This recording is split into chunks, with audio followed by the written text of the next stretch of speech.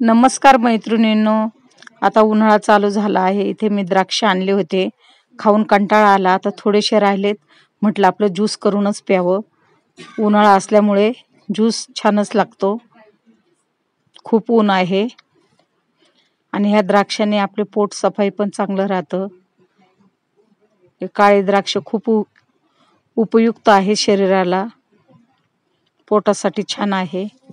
घरच्या घरी आपण ज्यूस करून पिऊ शकतो. चला तर आता मी सगळे तोडून घेतलेले आहेत, मोकळे केले आहेत. आता हे 2 पाण्याने आपण स्वच्छ धुवूया. पण प्रथम साध्या पाण्याने धुतलेले आहेत, नंतर मिठाच्या पाण्याने धुवून घेणार आहे मी, जेणेकरून त्याच्यावरचं जे पांढरं पांढरं असतं ते केमिकल असतं आणि केमिकल घातक आहे.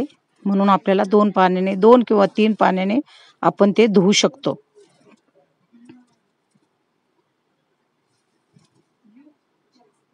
बघू शकता. आता थोडंसं मी मीठ टाकून घेते.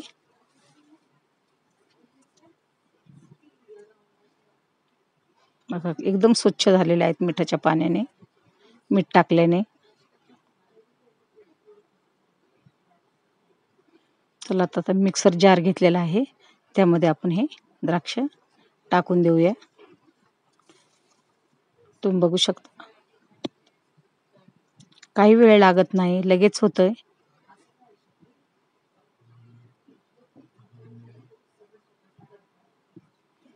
चला इथे एक पातेलं ठेवले छोटं आणि चाळणी ठेवलेली आहे.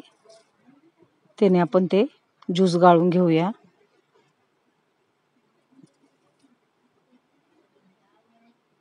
आता फक्त चोथा राहील. आपल्याला चमच्याच्या साहाय्याने सर्व दाबून घ्यायचं आहे रस.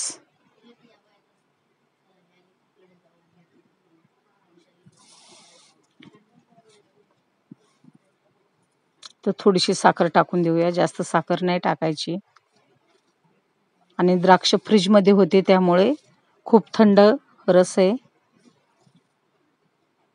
त्यामुळे मी क्यूब टाकलेला नाहीये. चला तर अशा प्रकारे आपला द्राक्ष रस तयार झालेला आहे. तुम्हाला जर माझा द्राक्ष ज्यूस आवडला असेल तर लाईक करा, शेअर करा, सबस्क्राईब करायला विसरू नका.